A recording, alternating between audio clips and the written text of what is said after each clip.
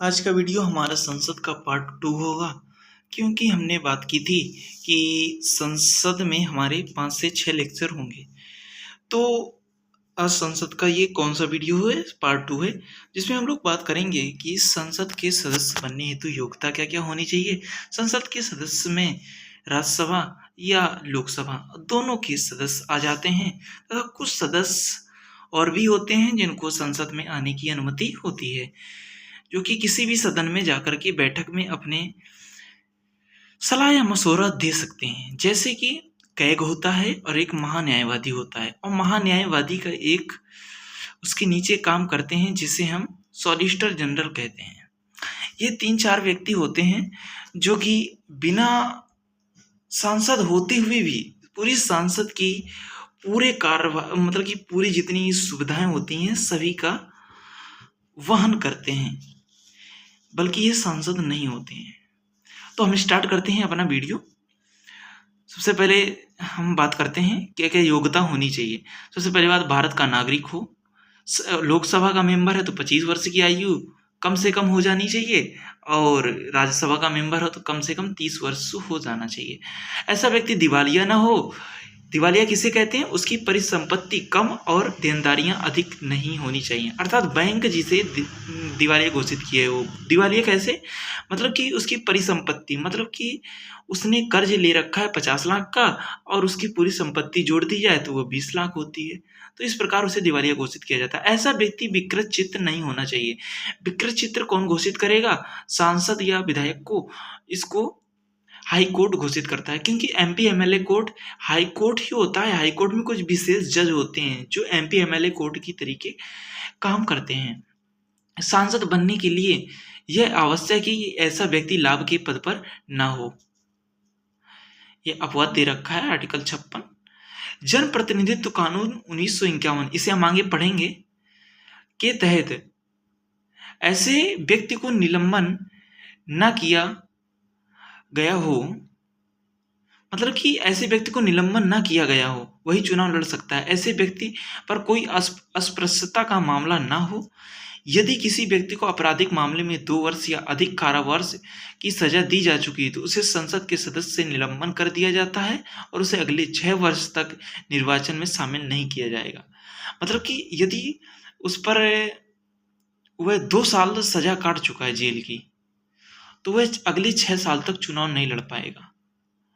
और यदि उसे आपराधिक मामले में सजा होती है, भले वह आर्थिक सजा हो, तब भी वह 6 साल तक चुनाव नहीं लड़ पाएगा। और वो यदि सजा होती तो उस सजा के बाद 6 साल, और यदि सजा नहीं होती, आर्थिक दंड होता है, तो केवल 6 साल। ठीक है।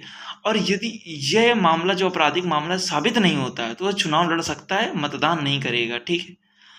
अब अगला पॉइंट है संसद की सदस्यता की समाप्ति। संसद की सदस्यता की समाप्ति कैसे होगी इन सांसदों की?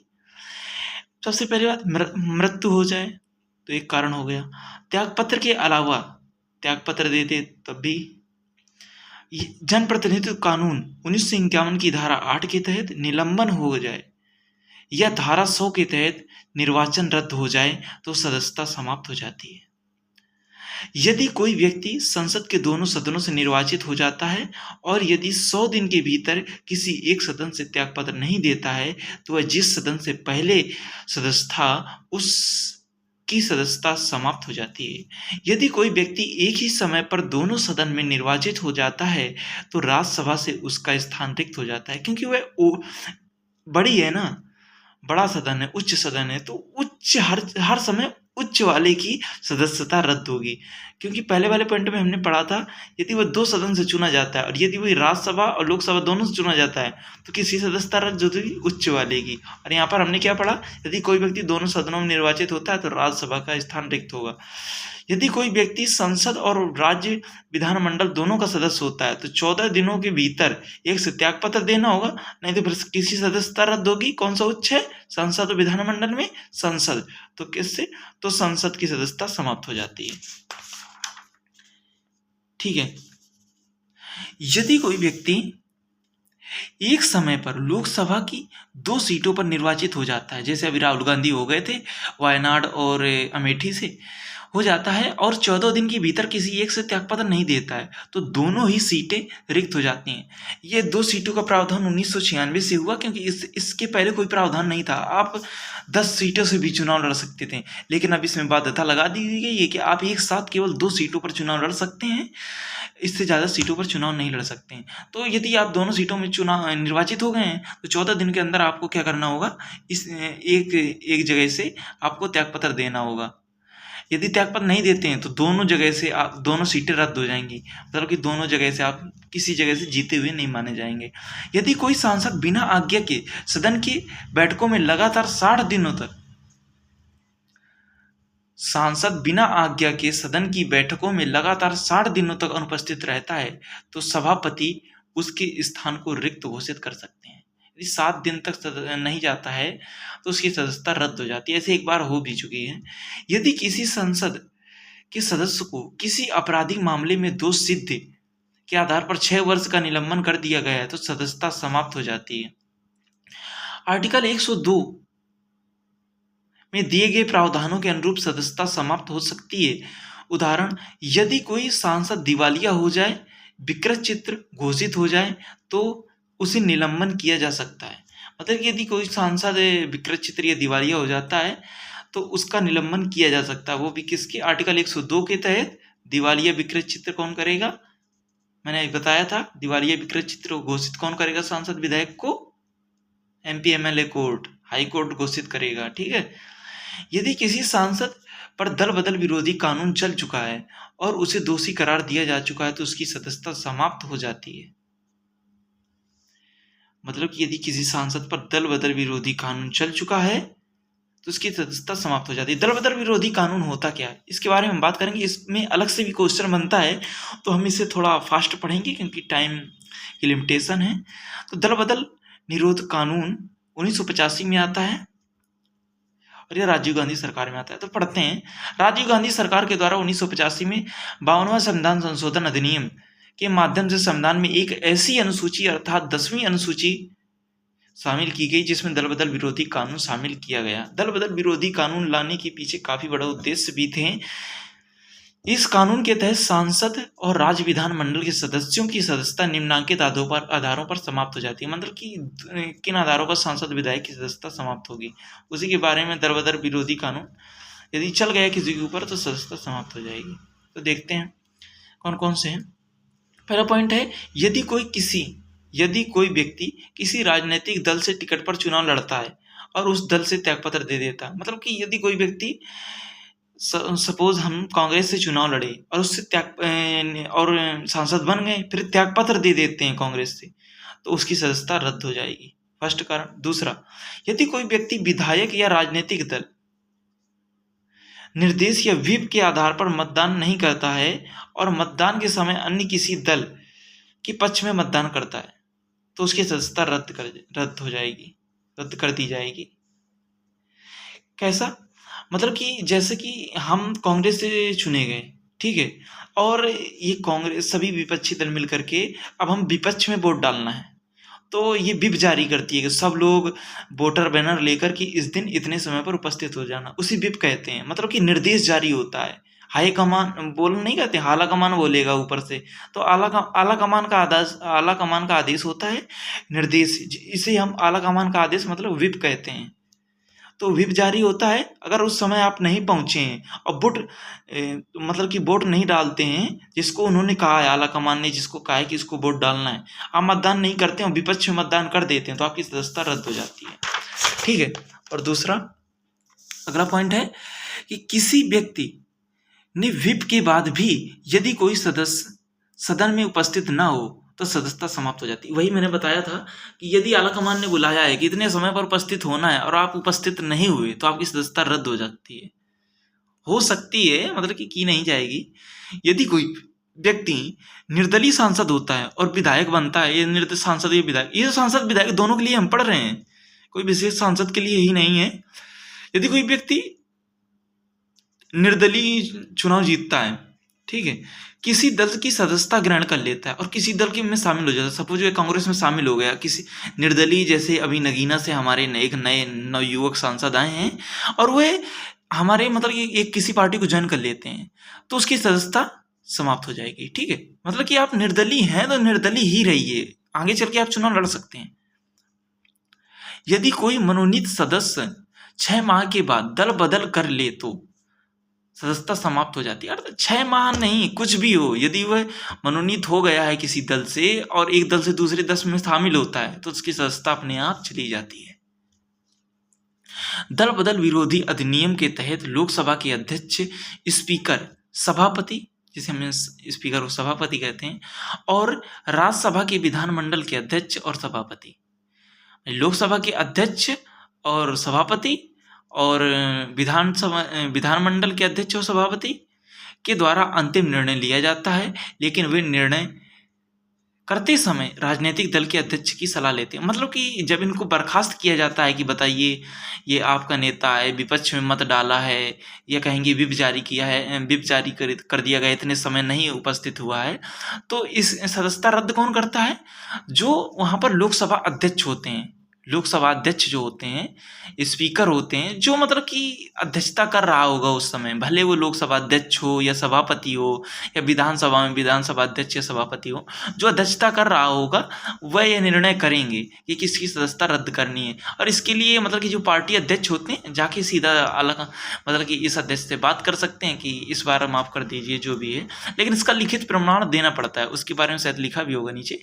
यदि राष्ट्रीय दल के अध्यक्ष 15 दिनों के अंदर किसी सदस्य जिस पर दल बदल कानून चल रहा है तो उस पार्टी के अध्यक्ष, उस पार्टी का अध्यक्ष 15 दिनों के भीतर जिस पर दल बदल कानून चल रहा है के संदर्भ में 15 दिनों के अंदर माफीनामा देता है तो सदस्यता समाप्त नहीं होती। 15 दिनों के भीतर माफीनामा अगर दे देंगे सदस्यता समाप्त नहीं होगी।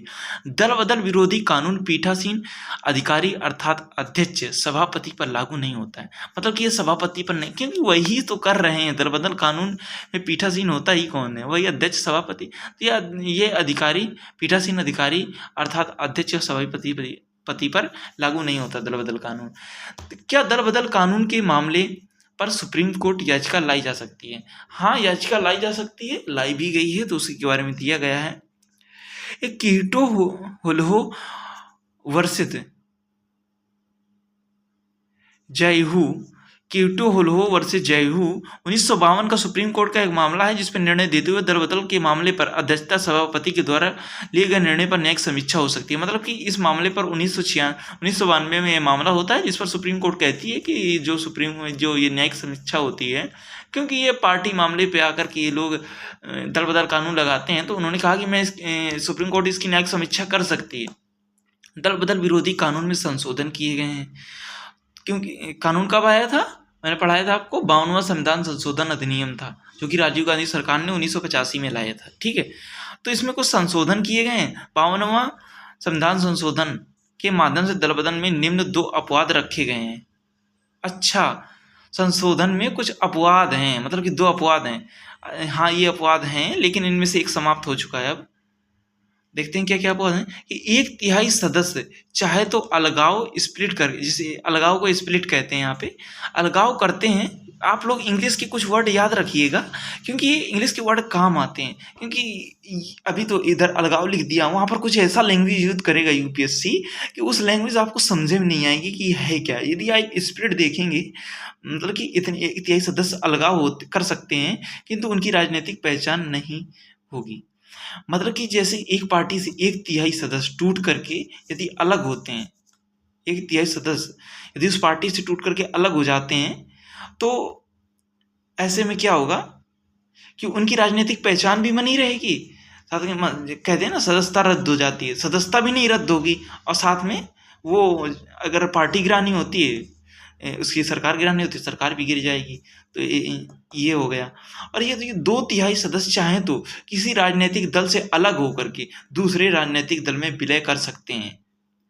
इसमें क्या होगा कि इसमें सदस्यता नहीं रद्द होगी। यदि आप इतने बहुमत के साथ में अगर जाते हैं, 2/3 सदस्य किसी पार्टी में के 2/3 सदस्य एक पार्टी से अलग होकर दूसरे पार्टी में विलय करते हैं, तो आप राजनीतिक अस्तित्व भी बनाए रखेंगे और सांसद भी बने रहेंगे। और ऊपर वाले में 1/3 में क्या था कि सांसद नहीं रहेंगे आप, केवल मतलब कि निर्वाचित राजनीतिक पहचान नहीं रहेगी, आप अलग हो सकते हैं, आपकी सदस्यता नहीं रद्द होगी इसमें।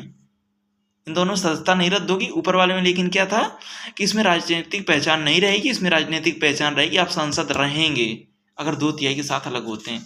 तो इसके लिए भी प्रावधान किया गया, क्योंकि ये बहुत बड़ी थी, सरकार गिरा देते थे 1/3 बहुमत के साथ में, बार बार अलग हो जाते और सरकार गिरती रहती थी। तो उपर्युक्त दोनों आधारों पर दल बदल करने से अपवादजनक परिस्थिति में व्यवस्थाएं दी गई हैं, किंतु इस कानून के बनने के उपरांत लगातार स्प्लिट करके निर्वाचित अत्यधिक दुरुपयोग करके निर्वाचित सरकार गिरा दिया करते थे। सही बात है, वही सरकार लगातार गिरने लगी थी 1951 के आसपास।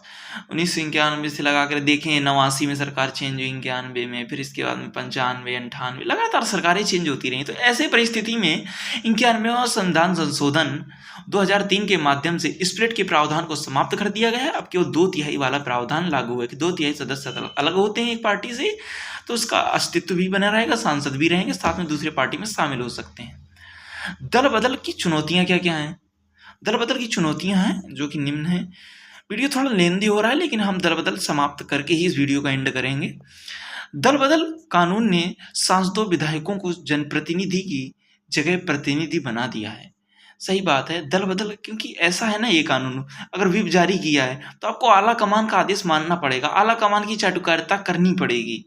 तो वही है ना, दल बदल कानून ने सांसद तथा विधायकों को जनप्रतिनिधि की जगह दल प्रतिनिधि बना दिया है। दल बदल कानून की वजह से सदस्यों में सदा भय का भाव, भय बना रहता है। सही बात है कि आला कमान पता नहीं क्या करते, तथा राजनीतिक दलों की अध्यक्षता आला कमान की चाटुकारिता में अधिक ध्यान देते हैं, ना कि सार्वजनिक मामलों को उठाने में। सही बात है। दल बदल कानून ने आर्टिकल 105 में सांसदों के विशेषाधिकार की बात की गई है, तो उसका हनन भी किया है दल बदल कानून ने। सही बात है, क्योंकि इससे सांसदों का विशेषाधिकार है ना, सांसद में बोलने का, समय से मतलब कि कुछ भी कहने का। लेकिन यहाँ पर व्हिप जारी हो गई है, यदि सांसद आप किसी दल के विरोध में बोल दिए तो व्हिप जारी करके कुछ भी हो सकता है। तो वही कहे ना, अभिव्यक्ति की स्वतंत्रता पर रोक लगाया गया है। ये तो संसदों के विशेषाधिकार पर रोक है आर्टिकल 105 पर। संसदीय क्षेत्र की अवधि कम होती जा रही है, क्योंकि पहले हम संसदीय सत्र देखते थे, उनकी अवधि काफ़ी लंबी होती थी। हम देखते थे 3-3, 4-4 महीने सत्र चलते थे। अभी देखा हमने 4-5 दिन सेशन हुआ जनवरी में, फरवरी में, फिर इसके बाद में अब सेशन नहीं हुई। देखते हैं अप्रैल में कुछ दिन होता है, बस इसके बाद में सेशन खत्म। तो संसदीय क्षेत्र की इस समयावधि समाप्त होती जा रही है इसी कारण से, क्योंकि राष्ट्रीय दल पहले से ही सदन के अंदर क्या करना है, क्या क्या बोलना है, कैसे व्यवहार करना है, इसके लिए पहले से ही व्हिप जारी कर देते हैं। इसके लिए मतलब कि इसीलिए तो संसद का सत्र लंबा नहीं चल पाता है, क्योंकि सभी आला कमान एक दूसरे से जुड़े होते हैं। आला कमान ने जैसा कह दिया कि आज धरना देना है, आज इसका विरोध करना, आज उनका विरोध करना, तो वही होता रहता है। इस कारण से ज़्यादा हमारा संसद के सत्र की अवधि भी ज़्यादा लंबी नहीं हो पाती है। दल बदल कानून संसदीय संप्रभुता के लिए खतरा है, और संसद में होने वाले विवाद और स्वस्थ बहस जो दलीय राजनीति से ऊपर उठकर होते हैं, उसे इससे समाप्त कर दिया है। मतलब कि जो दलीय राजनीति से उठ करके जो संसद अपने ग्राम समाज, अपने संसदीय क्षेत्र के जो मुद्दे होते थे उनको उठाया करते थे, उस सबको समाप्त कर दिया है। अतः उपर्युक्त बिंदु से यह समझा जा सकता है कि दल बदल विरोधी कानून जो सरकार की स्थायित्व को बनाए रखने तथा राजनीतिक भ्रष्टाचार पर लगाम लगाने के लिए बनाया गया था, इसने उपर्युक्त तरीके से नई चुनौतियों को उत्पन्न कर दिया है, जिसमें सांसद तथा विधायकों की भूमिका को कम होती जा रही है और लोकतंत्र के स्थान पर दल तंत्र लेता जा रहा है। सही बात है, लोकतंत्र का स्थान दल तंत्र लेता चला जा रहा है। तो इसके लिए 2013 में क्वेश्चन भी पूछा गया था, क्वेश्चन नंबर 13 था 2013 का, तो ये आप देख भी सकते हैं। सपोज 13 ही होगा, हाँ 13 ही था। ये क्वेश्चन एक भी है, तो आप इसको लिख करके vikasbharatvanshi@gmail.com पर भेज सकते हैं। और एक कुछ पॉइंट है, फिर अगला सेशन हम नेक्स्ट वीडियो में कवर करेंगे, जो कि पार्ट 3 होगा। दल बदल कानून में त्वरित आधार पर संशोधन करते हुए ऐसा प्रयास करना चाहिए। एक और सुझाव दिया गया है कि क्या होना चाहिए दल बदल कानून में। निष्कर्ष में आप लोग इसे लिख सकते हैं कि दल बदल कानून में त्वरित आधार पर संशोधन करते हुए ऐसा प्रयास करना चाहिए कि राजनीतिक दल हर छोटे बड़े मामले पर व्हिप जारी न करें और संसदीय और सदन के अंदर की गई अभिव्यक्तियों और विशेष अधिकारों पर प्रतिबंध न लगे। मतलब कि प्रतिबंध न लगे। ऐसा क्यों कि व्हिप जारी ना करें। व्हिप जारी करते हैं तो वो लोग उनकी चाटुकारिता करने लगते हैं ना। आला कमान जो हो ना, तो उनको बर्खास्त कर देगा। तो इससे वो लोग भयभीत रहते हैं, भय का माहौल बना रहता कि आला कमान कहीं हमें किसी आरोप में या कहें किसी दूसरे की पक्ष में बोलने के लिए हमें आला कमान कुछ व्हिप ना जारी कर दे, तो इसका भय बना रहता है। तो कहीं ना कहीं यह हमारा दल बदल कानून एक समस्या का भी कारण बन चुका है। तो ये आप निष्कर्ष में लिख सकते हैं कि दल बदल कानून में त्वरित आधार पर संशोधन करते हुए कुछ ऐसा प्रयास करना चाहिए कि राजनीतिक दल हर छोटे बड़े मामले पर व्हिप जारी ना करें और संसद और सदन के अंदर की गई अभिव्यक्तियों पर विशेष अधिकार पर प्रतिबंध न लगाएं। मतलब कि सदन के अंदर सांसदों को बोलने की स्वतंत्रता रखनी चाहिए, क्योंकि अपने संसदीय क्षेत्रों के मुद्दों को नहीं उठाएंगे तो उनको संसद होने का मतलब ही क्या है। ठीक है, आज का वीडियो यहीं पर एंड होता है। धन्यवाद।